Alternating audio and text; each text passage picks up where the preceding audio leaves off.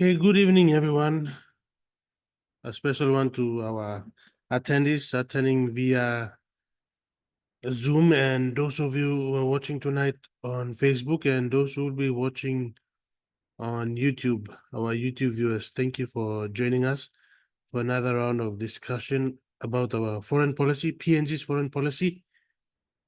And as we have discussed so far, PNG, it's a challenging country, and going back to our independence in 1975, we've gone through a lot of things over the years, and a lot has happened, and all these have been captured nicely by Mr. Ako over the past couple of weeks.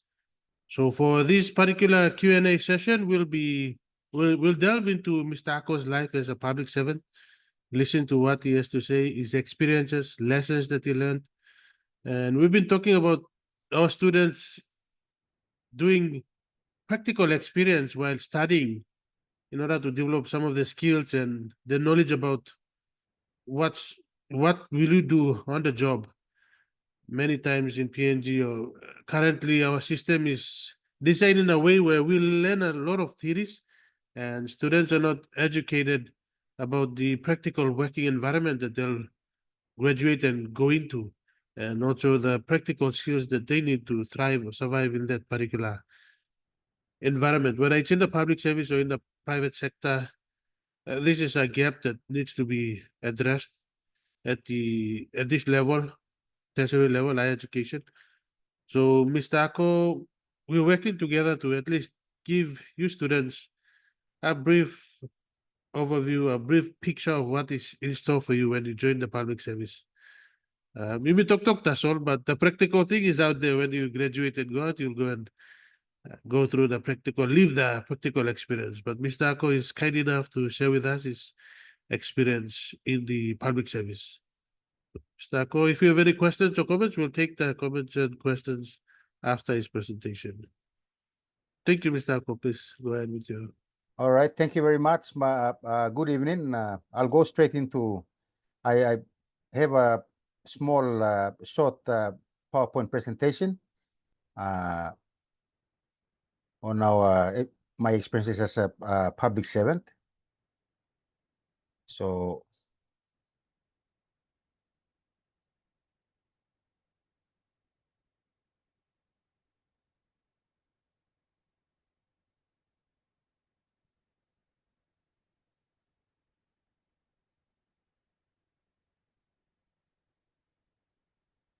this is my experience as a public servant. As you can see, this is the picture out there is the final briefing for cabinet by Chief Secretary Lupari before the APEC Leader Summit in 2018. So Ambassador Pomaliu and I are on Chief Secretary's right. That's the policy staff, and then you have the security. It was actually a security briefing with Mr. Jinga and the gentleman over here, the police. I think he passed away a couple of years ago, and Colonel Diro here, who is currently our defense attaché in Canberra, Australia. So the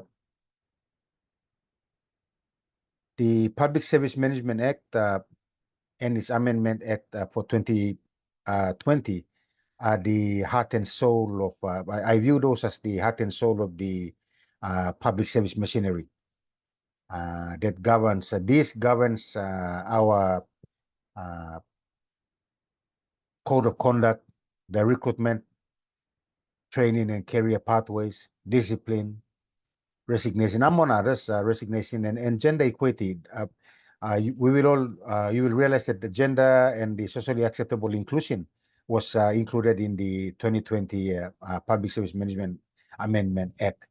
Now, how that is, how all these codes are implemented and activated is up for debate. Okay. But those are the act, but then you have the general orders, the public service general orders that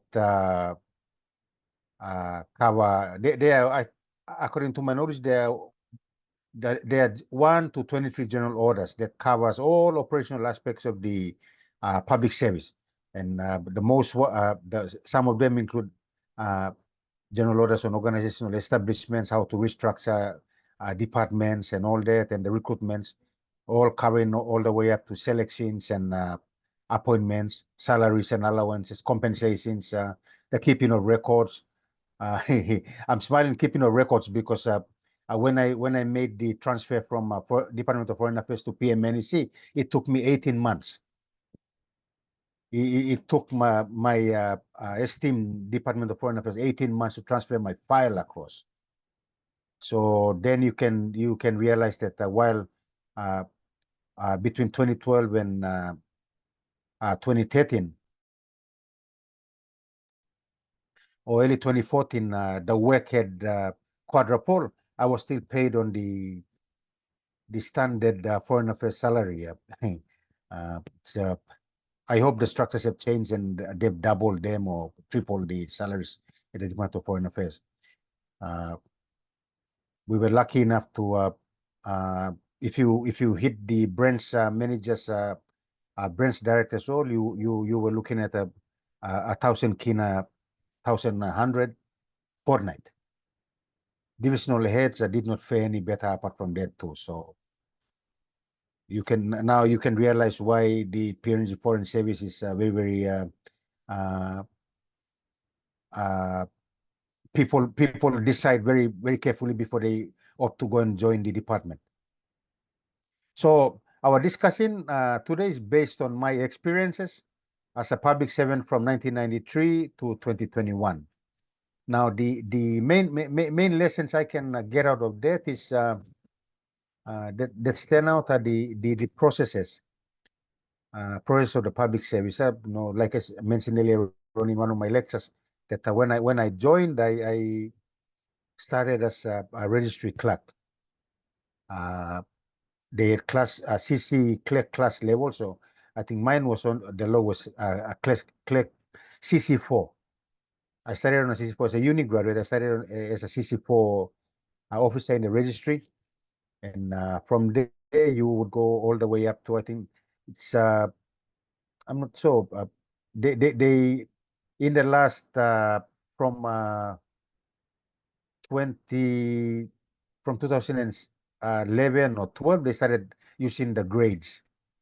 So they did away with the clerk class numbers and they started using the grades. So I was grade 14 at the Department of Foreign Affairs. As grade 14 was a director. Sorry, grade 14 was an assistant director level. And then grade 16 was the director level. So branch heads, grade 16.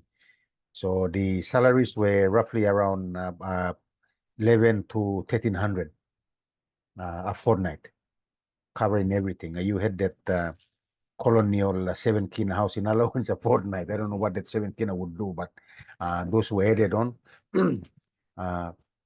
So those were interesting times. And then when I got appointed to set up the PNG APEC Secretariat in 2012, it was a grade 19 position. So you can imagine the thinking behind the management, our management. What's this grade 16 gentleman going to boy flying over 17, 18 and straight into 19? All those type of things. And it kills the interest in the public service. Depends on how you look at it. So those are the processes, and some of them, most of the processes are very stringent. They're structural and they're very slow. The public service is what in project management is called a functional organization, where it's mostly operational and it's business as usual, and it's modeled on a top-down approach. Top-down approach is very, very traditional, and it deals with when you look at the top-down approach, you look at the structures and instructions from above goes all the way down, and then the instructions goes on from as soon as the activities are action, then you have to send them all the way up to, if it means writing a letter, imagine writing a letter on behalf of the secretary. So if I was at the grade 18, grade 16 level as a director, then there were, I'm not sure whether they're using them now, but there was one pink form. The white paper would be the original.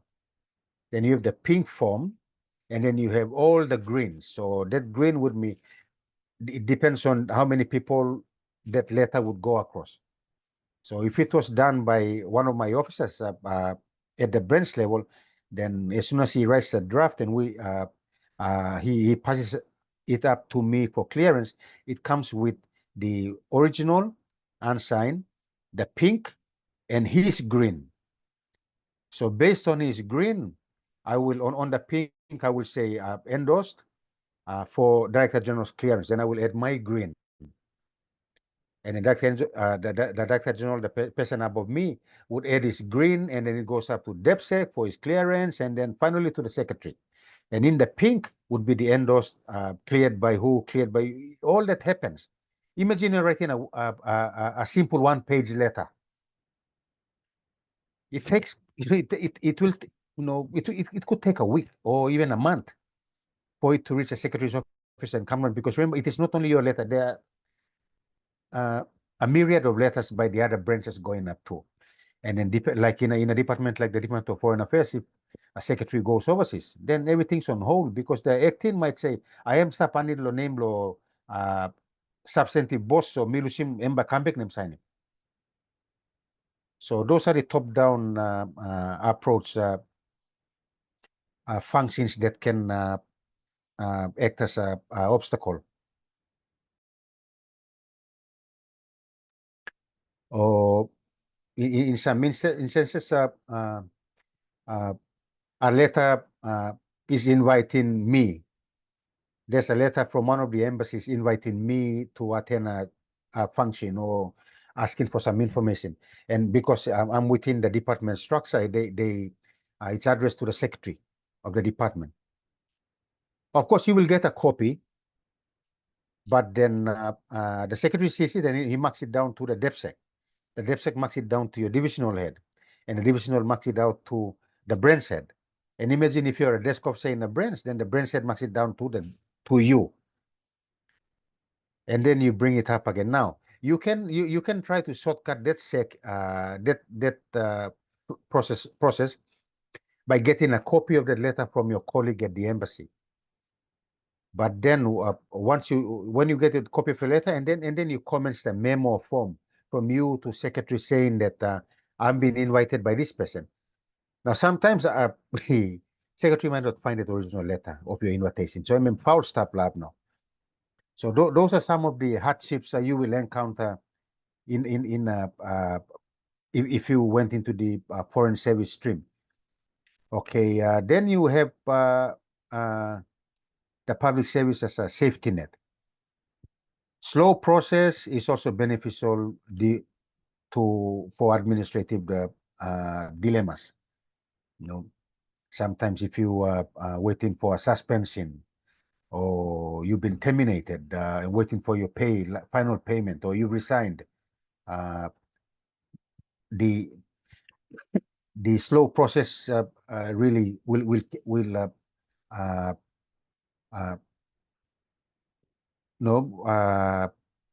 because the process is slow, you will have to wait a long time to get your final payments. All that, sometimes salaries if you are acting on another position for more than 2 weeks, then you are entitled to claim higher duty allowances. But in that higher duty allowances is also tax too. So if you're acting for only and I think it's a minimum of it's 10 days or over that you can claim. But then taxes creep in, and you decide whether you want to put in your claim or not. In terms of appointments, when you look at the appointments of the departmental heads, while people say that they are merit-based, it actually depends on the political support you have in cabinet. No, you say you've been shortlisted to go up to you've been shortlisted as a departmental head, one of the three candidates for of the who applied for the vacancy of the departmental head, and you've gone through the vetting process out of the 10 or 20 applicants, and you're the final three. So you go all the way up to cabinet. It depends on the minister, the portfolio minister. No, the portfolio minister thinks that you will support him, then you get the nod, regardless of how much you know. That's my personal opinion. Okay. Now, recruitment is a big issue. I call it a big issue because it depends on restructuring an organization. So if you are restructuring, then that means you have to put in let's say example, you've been you're a departmental head and you've been instructed as part of your work plan to restructure your department. So if you have a department and you want a organizational structure to have 140 no, let's use a clear number, 100 positions. So then you have to sit down and start thinking about what those positions will be. So you'll have maybe the secretary, you've already been appointed the secretary, so your position is down. So 001, that's you. And then maybe 002 would be your executive officer. That you have to put the positions out and the grades and how much per annum. So you look him. So all those 100 positions, you have to put in the grades and how much per annum. And that adds up to the total of your budget. And then you submit it to DPM for their approval. And once it's approved, then you go ahead and start recruiting. And it's easier said than done. It's easier said than done because when I was setting up the PNG APEC Secretariat, I was given a 20-man structure. And the gentleman at DPM told me that those 20 positions are unique. One must not be the same as the other. But I was lucky, it was only 20. So I sat down and APEC 01 was me. And my duty statement had been done by the Chief Secretary's office. So based on then, I was recruited as on an acting basis. And then it was my job to go to write up the duty statement for 002, which was the executive officer. And in 003 was the personal assistant, which I cut as I did not see that important. So instead of a personal assistant, we elevated the one of the branch heads up to 003, another branch at 004, another branch at 005. So the branch on trade and investment, trade on economic committee, economics, and then trade on social economic branch. So you see, with those titles, then you have to write what that person you think should do. And then you go below that branch head and find out whether his or her senior research officer and then research officer. You see, you're grading them and you're putting cost to them, and then you actually like a rugby coach. You are picking your team and you want to pick a halfback. The halfback must be a brainy person who can think, who can kick, all those things. You put them down, and then all those things add up, and then you submit. So I was lucky because it took me only 3 months to get my structure approved by DPM with everything. Then after once it's approved, then they start entering it into the DPM systems. So I think the DPM system is tied in with treasury and all that. So it goes into the salaries and all that stuff. So for my case, in terms of my transfer of files, it took about 18 months, but a couple of my officers then who came from Foreign Affairs took them 24 months.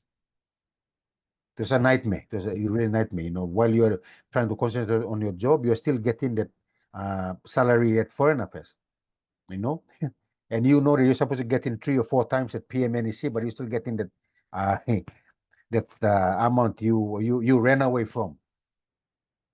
Okay, so once that happens, then how you strong in Ting Ting Blue It's up to you. And if you are committed to the job and you have passion to do it, then you go ahead and concentrate on doing your job while that file goes from Mosby to Canberra to Wellington all the way to Moscow. Maybe it goes to Iceland, down to Finland, down to the active contact before it arrives at the office. And then I can truthfully, for our case, they saw us as leaving the department. And you can only, your guess is as good as mine. Who was blocking it over there? You know, what's hard about getting a file and giving it to the person? All the best, brother. Good luck. Na karim go, na him go. No, you holy moly, learn him something, but you grow him up, or you know.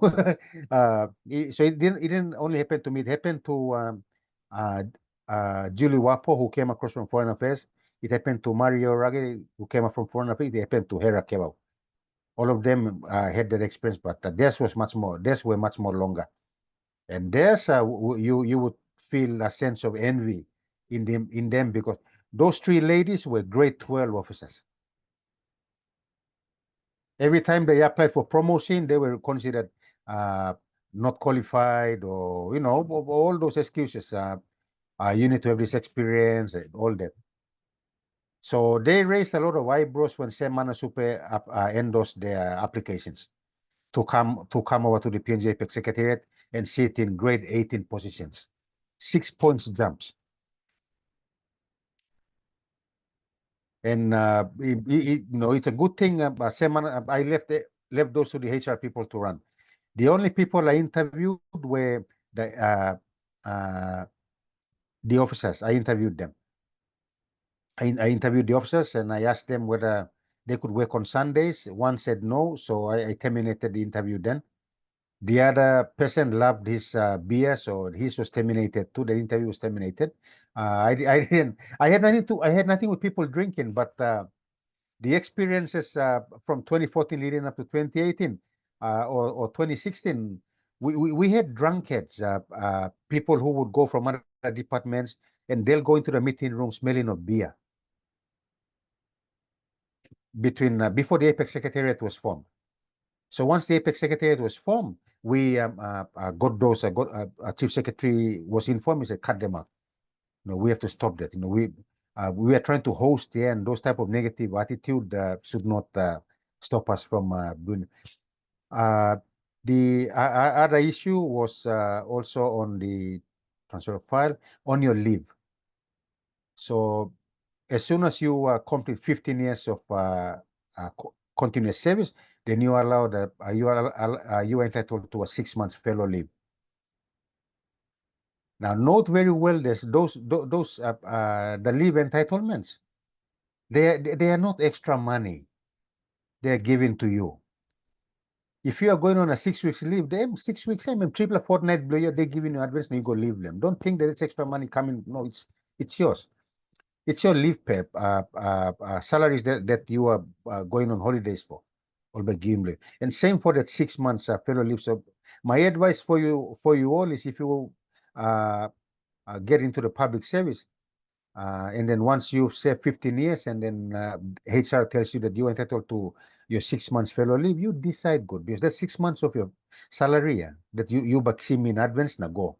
So unless you go Kim house, or you know, you want to invest into something, you are seriously convinced that it's a good investment, you do that.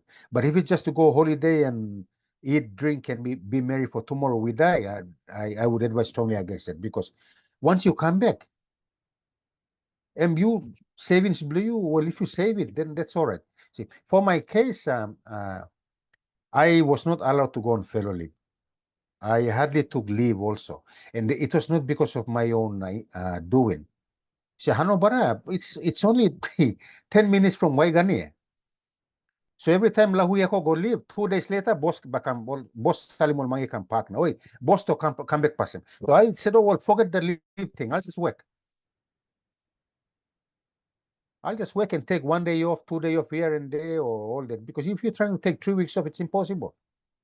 After 4 days, all become panim. This is when I was wishing I was from another province, so I'll fly to that province and switch off the phone, and that's it, off for the full 6 weeks. But it never happened. So it worked out well for me in the end, because when I left the public service in 2021, I had about 9 months of furlough leave,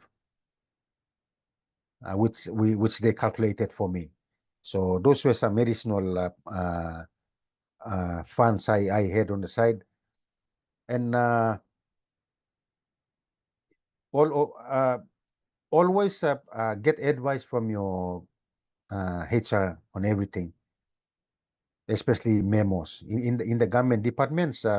Word of mouth, emol rumors or put him down straight lo secretary sign him lo memo or secular, and you might believe that it's true that these positions are out for posting vacancies are out, and you can apply for them. Okay, but Mr. Echo, those are the main points I wanted to bring up, especially the Public Service Management Act and the general orders. Those are very important. But if you keep to the general orders, and then you are in a situation where there's some inconvenience you encounter, and if you know your general orders, you will be correct in the at the end. If there's a situation where you bagolo court them, and you know that you are correct because you follow the general orders right down to the letters, you'll be okay. They are not strict on cutting pay. I've known of people taking off for a couple of weeks or sometimes months, and they were still on full pay. So those are some of the challenges if you join the HR division in public service. You have to be aware of those issues, challenges, and also they don't like, no, unlike companies where you receive a termination letter. It's very hard because then the aggrieved person will go all the way to the Public Service Commission to appeal. So it's a long process. So I have heard of people who have been suspended with pay. And when I asked why they were suspended with pay, it was those colleagues from HR said they're suspended with pay so that if they come back on board, they cannot bring the department to court because they have been on pay all along. So those are some of the things I encountered.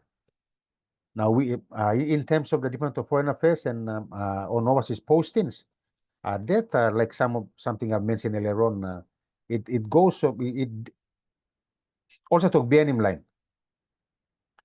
No, sometimes others officers come in and they have served up not less than 5 years and they go on a post. Sometimes people serve for more than 10 years. I served for 10.5 years before I went on my post. So when I came back, I could already sense that the numbers were getting smaller. The choices were getting smaller and because we don't have, but we have 17, 18, 19 missions.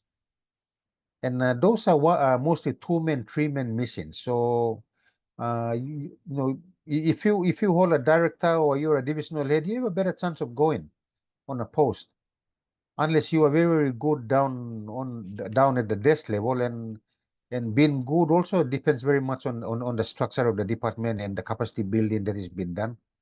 No, I've known of no, out of all my foreign service class in 1996, I think, or please, I can't remember when, but 1994, 1995 was the last foreign service training run by New Zealand, Ambassador Denham. Out of my foreign service class of 1994, only one person is yet to go on post. Mr. Gabriel Wakia, who's the head of protocol at the airport. He was part of our class. Every one of us have gone on post, come back and finish. Mr. Wakia is still strong in yet, and he's enjoying himself at the airport. But he's the only one who is yet to go on a post. And I hope they should send him on a post shortly, so them can go on, go practicing what he learned. So I'll stop there. I think we have 18 minutes, so I'll allow for questions. Okay, thank you, Mr. Ako. Any questions or comments from our attendees for further discussion? Questions, comments? Mr. Ako, I'll kickstart the discussion with just a brief, simple question. Comparing today with the around 93 when you entered the public service, do you think there's a difference between the type of skills that one needs to possess in order to thrive in the public service or do well in the public service? Or do you think the same skill sets from the time when you joined around 93 compared to today, it's more or less the same? I think a skill set is still the same, but social media and the IT and the digital world has now really affected all the public servants. In my time, Nogad Mail, Gmail, we didn't have any emails. So if you wanted to do research, you had to go all the way up to those internet cafes to do research and come back. And then to make it worse too, our managers, our bosses, is all plaline. So if you try telling him that telling one of the boss that you read this on internet, me like looking for the book. So that was one of the hardship we had, but the skill set has more. I think has the skills has increased. You know, you look at officers who've come out of your classes in the last couple of years, or come out from Divine Word. You look at Jude and Miss Mokono, who will gone on post. Jude's traveling the world, enjoying himself. The last time I found him, he was very excited. Last month, we were having a conversation and asked him, so when are you getting into policy? And he said, what policy? Said, you know, at one point in time, you have to settle down in a policy environment. You see, in the Department of Foreign Affairs, you have the policy stream and then you have the operational stream. So the operational stream covers the protocols and the HR people and all that. So in a real diplomatic structure, the operational guys, they go to the consulate. Because those are where protocols, visas, and more consulate. The policy guys, they go to the embassies and the high commissions, where you have to worry about policy matters, the bilateral, multilateral issues, and all that. And then if you're a jack of all trade, which is why every time when I'm talking, having a conversation with you all, I keep on encouraging you all to read everything, anything under the sun, because when you get into that situation, knowledge is power. I know it will put you. It will depend very much. If you have a good boss, and the boss is open to ideas, empower it. But if you have someone who said, "Who's this young Johnny come lately trying to teach me things," then you'll have an issue there. You see, when I came back from China, I had already written 2 books. So I came back, and it intimidated my bosses. When I gave in my drafts, they rarely made corrections. One time, my divisional head crossed everything off, and he said, "Write it again." And I had an argument with him. I had a good discussion with him, telling him, "Hey, boss, listen, me research him. You see the references down there." And you know what he told me? He said, this is not a thesis. So that was the understanding back there, that you don't put references in normal documentary, which in today is wrong. You know, the person who is reading your letter must know that information you highlighted up there is not your own. You got it from a journal or somewhere just to support that letter. So I guess in the public servants of today, they do that, hopefully.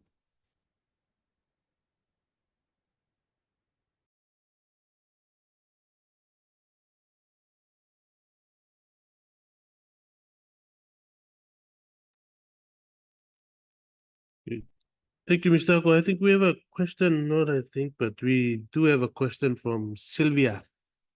Sylvia is asking, do we have to apply to get posted, or the human resource will appoint based on performance? So that's for overseas posting. Okay. Yes and no. Sometimes you write a memo and give it straight to the divisional head and tell him that, look, boss, next time when you go to the senior management committee or team meeting, I really want to go on a post. Give your reasons. I want to go on a post because I have a disabled son whom I think, child whom I think that a posting would be beneficial in terms of the medical benefits abroad. It's a family thing, so you have a right law. You have a right law talk. That's one. Most times it depends on the divisional head. When they go up to the posting meetings, word goes around the department, hey, mipla rumor tomorrow I'm SMT by mitlo postings. So then all types of rumors come up, and then you'll see the divisional heads walking around tight-lipped, not wanting to let the cat out of the bag, but which means that they have made up the list. They come up with a list, and every one of them meeting as SMT, and then they talk on the list. Remember, there's only X number of posts, and depends on who's coming back. If there are 19 posts and 5 people are due back, then it's 5 changes. Or if 5 people are due back in 6 months, the others are due back in 12 months, then those, in advance, those selections have to be done. Sometimes the secretary, as chair of the senior management committee, we can outright any recommendations and put in his choices. So you can apply. So that brings me to those the structure of the Department of Foreign Affairs. You will note that there are some vacancies saying first secretary, PNGI Commission, Canberra, second secretary, those vacant positions, which everyone in the department must apply. But time you win him, it doesn't mean you by go. It's that you are now part of the department structure. So it's confusing. I think people have still been trying to determine how to make it more tighter, whether to have those diplomatic postings as standalone postings where people can go and fit in and come back. Because when I went as first secretary to China, there was somebody back in the department who would want that position, and he was getting paid on that position. So I went on post. Now, when you go on post, it's a lucrative deal. That's the reason why people are very, very enthusiastic when they make their claims to go on post. So pay bill of place, yeah, MSTAP. So once you go on post, I went as first secretary to China. I was getting my first secretary's allowance. My missus was getting her allowance, and the number of children. So I had three kids then. So all triplet, they all got allowance below. So born one time, it was a good number, a good score. While your pay bill of place, I'm wrong. So in my case, I gave my card to my parents. I told them, okay, you get paid now. Every fortnight, idlalapon ko sana line naksim pay bill. So that's the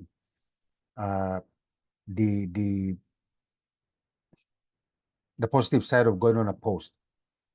But again, over the last couple of weeks, we've talked about the hardships of going on post, where if you go as a single officer, and if you become bored, the likelihood of you getting into the bar circuits is very high. Or if you're very strong, but you stop strong, But then you need to give out steam also, huh? Sometimes frustration will come up, and like for me, Mrs. I'd go and complain half and perfect here, and then she'll listen, and it will all go. But for all this while I know what all go all yet, then it's a hard thing for you to acclimatize on. But that's the issue on posting. That's the idea of the. It might be different. You see, this was what I know, what I knew from the foreign service. In the other countries, they get their diplomats from across the public service, because all work plan here, all got foreign policies, so all using plain logo play. So that's different. I hope that answers your question, Sylvia. Thank you, Mr. Ako, and thank you, Sylvia, for the question. We have a few minutes remaining, around 7 minutes before we end the discussion. And I have a general question for Mr. Ako. Mr. Ako, generally, what advice would you give to our aspiring public servants, our students who have intentions of joining the public service, whether at the national level or local district level? What would be one important advice you would give to them that will help them thrive in that environment if they do decide to join the public service? Follow your passion. Follow your passion. For me, I applied and then got into it, and that was it. I never looked back. I had no other thoughts. The moment I finished from uni, I wanted to work for government. So I tried applying it with all types of departments. So when the opportunity came with the registry at Immigration Division, Foreign Affairs, I took it and just went. So go with your instinct and go with your heart. Now go walk. Remember that it's a life's journey. So where you are is preparing you for another level. It's preparing you for another level, for another level, for another level, until we all of us get called home to heaven forever. Nothing ends when you retire. See, I'm here sharing information with you all because of the 27 years I built up from the registry all the way up. If I had gone in straight as a director, I would not have known what happens down on the trenches below me, all the way to the poor registry bloke who gave out letters. And I was that bloke who went up desk, floor to floor, desk to desk, looking at all these well-dressed people in suit and ties, diplomats who had come back from post, and so, wow, man, money I go stop with friends here, giving them letters, having a chat with them, asking them, and then look at the registry, yeah, and my letter, I can't go post it. I did those. So that I set up a history so that now I can impart those to you guys, so you guys know that, like look, my daughter, number 2 daughter, is working as a personal assistant, university graduate. She graduated from the Beijing School of Business, but she's working as an executive assistant for one of the managers at BAT. And you know what she tells a peer group? Already mo, okay, maniwo ko si Mie, and I'm talking about, well, stop the blood. Did he blow me work the registry, yeah? And see where he came out from. So me start good. I'm okay. So don't worry about it. You only have to look at my experience, and I look at it and I'm happy. I have no regrets. It was a good building, capacity building ground for me all the way up. And along the way, as I was giving out letters, getting this information from the French guy, from the guy who came back from Canberra, from the guy who came back from New Zealand, got bits and pieces, karim goran lo immigration na story lo mangitamlo. So go with your heart and go walk, that's all. Walk with commitment, dedication, respect your bosses, regardless of them spark man or spark man, just walk. He or she will have good traits, but you learn him them. Remember, mentoring, they can mentor you face to face, or you get mentored by observing from afar. and making up your decision as you go.